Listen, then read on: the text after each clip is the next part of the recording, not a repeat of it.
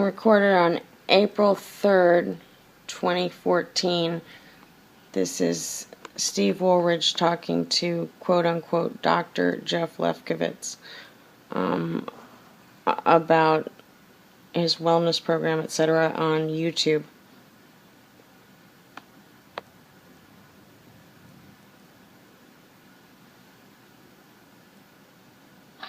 Hi guys, Steve Woolridge, Chief Instructor of Krav Maga here in Kansas City. I'm with Dr. Jeff Lefkovitz. We're going to talk about myofascial release, that type of work, ART, active release technique, and a little bit about grasping technique. Let's give people a little bit of a brief overview of you and your background. Okay. Well, my background is a chiropractic background, and I also have a background in massage therapy. I've been working with people since about 1996, and I've had practices in several different states.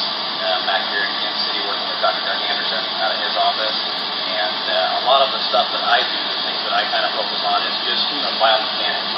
I know that your website is about human potential and how human beings can get the most out of their body and the most work that they have in their body.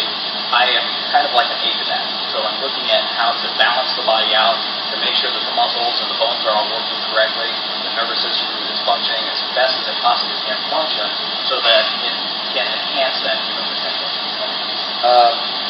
For you guys that don't know Jeff, a lot of the guys that are watching the video will know, we send a lot of guys down to Jeff and Doug Anderson for chiropractic work and work.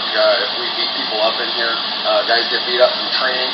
We look at it as more of not only rehab but also prehab, is that once we get things fixed, is that we want to stay on top of it so that the body stays in alignment.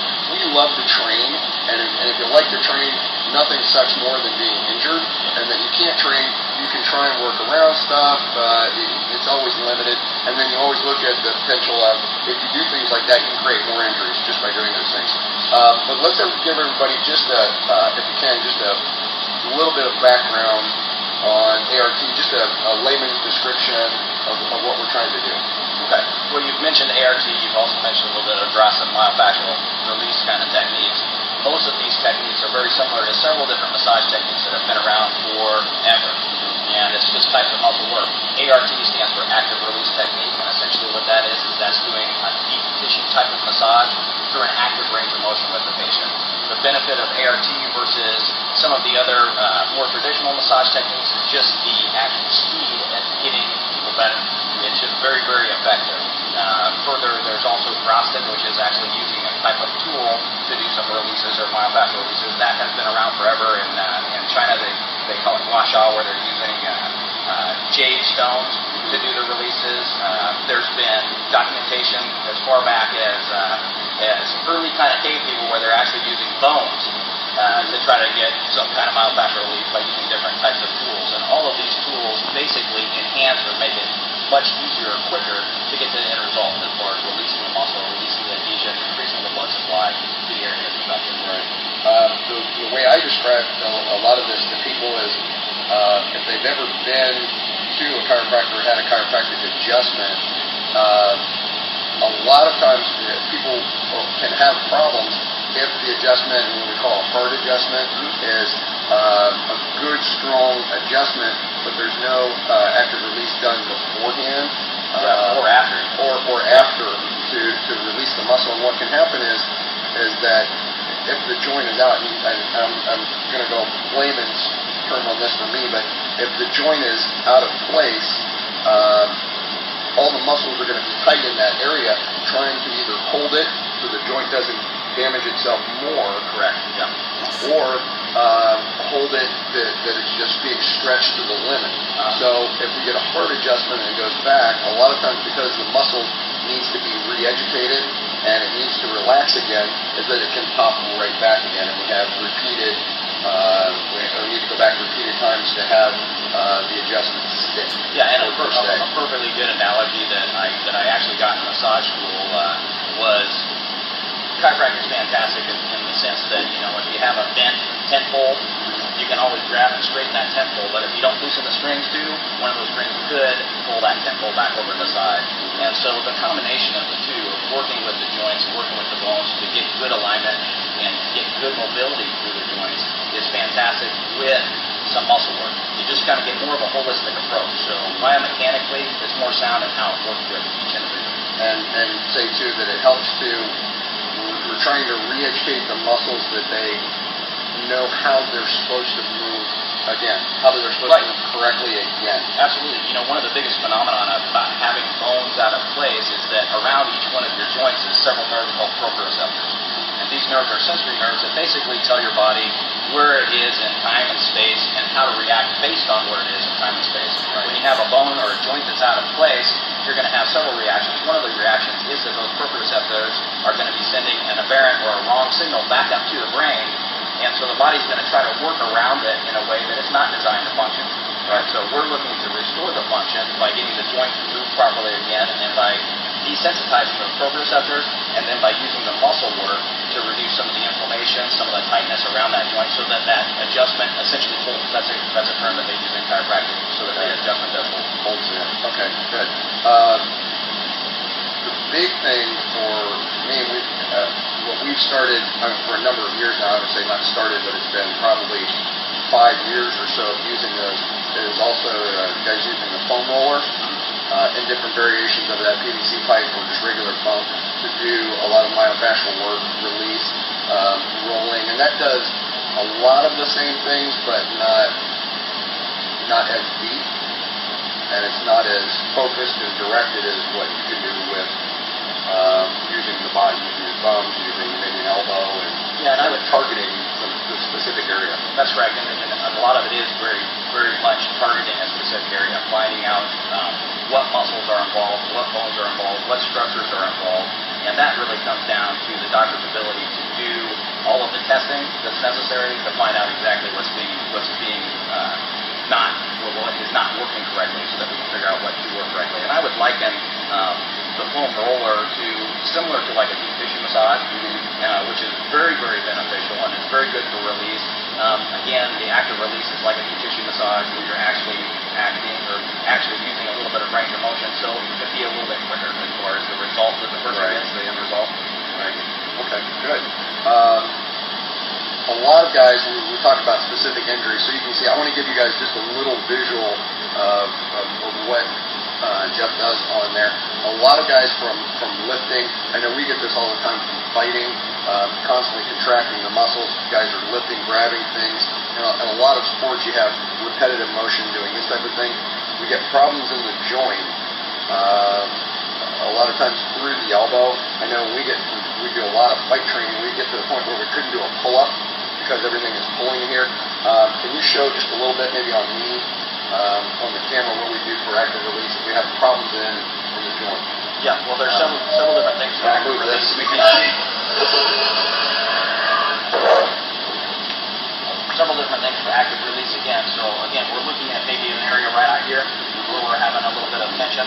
And so what we want to do before we go in and dig into active release is to find out what structures are involved. If we're looking at something that's happening in the carpal bones in the wrist, if there's something actually happening in the elbow, something happening in the shoulder, the neck, or in other various places. Right. Okay, let's assume that we've gone through and we found out that mostly what's going on is just a muscle problem right here, a tightness right here, from an overuse type of injury like you were talking about. Right. Okay. So for me, I get inherently, from me doing fighting work and a lot of the Olympic lifting, is I get stuff right in here, which has been along down the line from my neck and my shoulder and everything else, but it tends to run into there. So right. All of the muscles on this side of the arm cause your hand to open up or to extend like that. And so if we have determined that it's the extensor muscles here over on this side, we want to work through all of the extensor muscles. We want to go ahead and work through the tendon attachments to the extensor muscles, and I'm just simply applying some pressure as I'm moving his hand through a range of motion here. Okay, and I will work my way up. And typically, the first protocol in an active release type of technique is to hold the area while you take it through some motion. As we come up here, we might do a little bit more. I might actually ask Steve to actually go through some motions with me. So if I'm working up in this area, I might ask you to go ahead and bend your hand back like this. Go ahead and bend at the elbow. What I'm going to have you do is I want you to drop your hand and then push your arm straight through my arms here. So if I'm holding and working through here, go ahead and bring your hand back. Okay, I'm going to hold here. He's going to drop his hand. Good, and then you're going to push your elbow straight through as I bring it up right through here, and I'm pushing through the muscle and all the way up to the tendon attachment up here above the elbow to actually, as barbaric pounds, we can actually kind of press the tendon back onto its bony attachment. Okay? And so there'll be several different movements. Like I said, I might do some of the movements for Steve. I might have Steve go ahead and drop his hand and push straight through here. I would want to go in a few different directions to kind of break up the adhesion. But typically what we get with that is we get a lot more looseness through the muscle. We get an increased blood supply, and we do break up some of the adhesion. Right. One of the things that if you look at injuries like this, and again, I'll go through my description. I like to make things as simple as possible. Is that when you're training, is that your body, if you have damage, and you create through training, especially if you train hard, you constantly create some type of micro tears in your muscles, and there's damage all the time, whether it's on the joint or what have you, especially in explosive things like we do, any type of explosive sport, wrestling, fighting, different types of explosive movements in athletics, Olympic lifting, is that if you get micro tears in the muscles or damage in the muscles, your body will, when your muscles run, you think about it like a steak, like the grain of a steak that a muscle will run, is that your body will, when it wants to repair it, it'll lay down scar tissue, but it doesn't care what direction it lays it down, so it'll lay it down like spackling, and just, so maybe the grain of my muscles run this way, but the scar tissue got laid this way. Right. That creates problems as far as movement. Absolutely. Later. Yep. So it kind of throws everything out of kilter, basically. Yep. Yeah. I'm going to get a towel. Okay. You sweating? Yeah. Okay. Okay, we're back. All right. Sorry for that, because it's a little warmer here. The visor that owns this joint just turned on the AC. It's 100, 104, 105 degrees It's today. not 100 yet, so we're getting there. You guys save that money. As you were saying, you were talking about scar tissue. When we have an injury, you're going to have an inflammatory process. That inflammatory process brings a type of cell along with it called a fibroblast. And essentially that cell comes and basically sprays like an adhesive cement all over the area to kind of help hold it together, and that's what kind of forms this scar tissue. And so as these little cells come down, they spray their adhesive cement everywhere and form that scar tissue. Like you said, it can be erratic. It can be placed in any direction.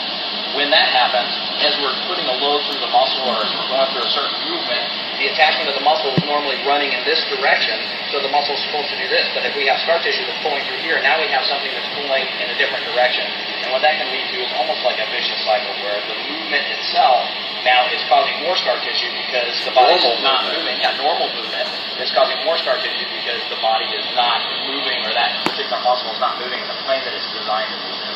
Yeah, I know for me, for example, and I've had quite a few major injuries that I remember when I dislocated my shoulder, my left shoulder, the thing that hurt the most was my neck and my rib cage. And people that if you have an injury, this is what kills me. I see people all the time, you have an injury, and what will happen, especially around the joint, is that all the muscles will lock around the joint to protect the joint. Absolutely, yeah. And what will happen is, even after the joint is healed, for example, patellar tendons ripped off your knees, collarbone broken, dislocated arms, things like that, is that if you don't go back and reset the muscles don't understand when the joint's repaired, so the muscles need to be reset or re-educated back to the normal movement, normal contractile length. Yeah, and I'm glad that you brought that point up, because really when you're trying to reestablish normal movement, we've talked about rehabilitation. When you're trying to reestablish normal movement, now I'm a big fan of rehabilitation, physical therapy and rehabilitation. However, the thing that I'm not a big fan of is people not putting their hands on.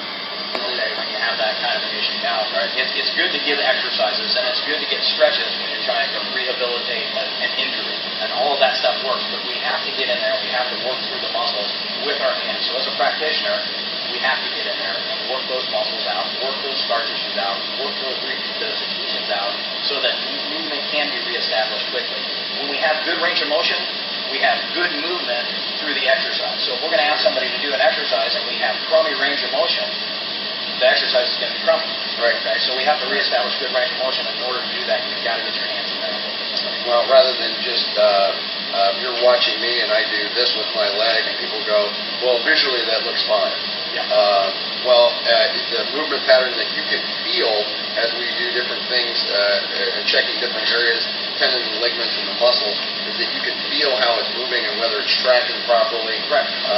Whereas someone that I'm just visually identifying it, that may something, even if somebody's very well trained and has a lot of experience with working with people in rehab, will miss that. And that's because they're not going to be able to track the micro movements or very small movements accurately. You can't see it with your eyes. Yeah. You got to be able to feel it with your hands. So you got to be able to feel the movement with your hands. There's several different tests too that you can do to indicate whether or not you're having bad movement. One of the biggest ones, again, is palpation or feeling it with your hands. Okay. So one thing I recommend for people to do is if you're going to someone, there should be, I think there's a national website that tracks people that do active release. Sure. Go do it, start doing it. It's if you're an athlete, even if you're just a normal person, not just like a super athlete or amateur or high-level professional athlete, it's something that'll make you feel better. We're into not only health, but quality of life as you get older. Especially if you have, so like me, as I'm getting older, repeated injuries, I've got a lot of mileage on my body. I want to make sure that it continues to function as optimally as possible, not just function. I'm not just working around things. The big thing, and one of the reasons why we work with these guys is that, and what I always try and do is this: fix the problem, identify the problem. Don't identify just the symptom and work from there. Yeah. You've got to go to the root. Once you get the root, then we can discover whether or not something other than this might be necessary, even surgery or just rest or whatever you need, but identify the problem. Absolutely. I think that's, as far as I'm concerned, I think that's probably the most important thing in healthcare for a doctor to do. So, I mean, honestly, if you're going to a doctor and talk to that doctor for 2 to 5 minutes, they write up a prescription, or they go through a protocol without actually running through several tests. And it's more than just blood tests. I mean, those are fantastic for what they're needed for. Imaging tests are blood pressure. Imaging tests are good. Yeah, just checking blood pressure. All that stuff is good to get a good baseline. Imaging is good if you have, a serious injury or if you don't really know what's going on. But the orthopedic and neurological tests are designed to help target an area.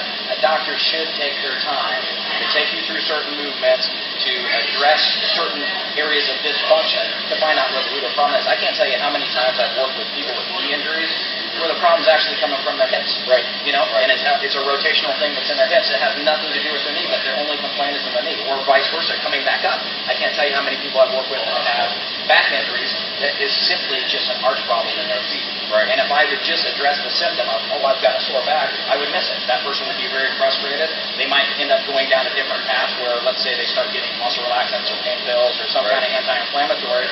And, I know that a lot of health-conscious people want to try to avoid medications. Sure. They're necessary when they're necessary, but when they're not necessary, let's try to find out what the problem is. And the body has a tremendous ability to heal itself. Help it get there. Yeah. Absolutely. Help it get there. Awesome. Well, thank you very much. I'll have more information on our website. You can contact these guys and find out more information about active release and what we do. Take care of yourself. Take care of your body. Your body will thank you for it. Jeff, thanks so much. Thanks, Steve. Guys, we'll see you soon. Thank you.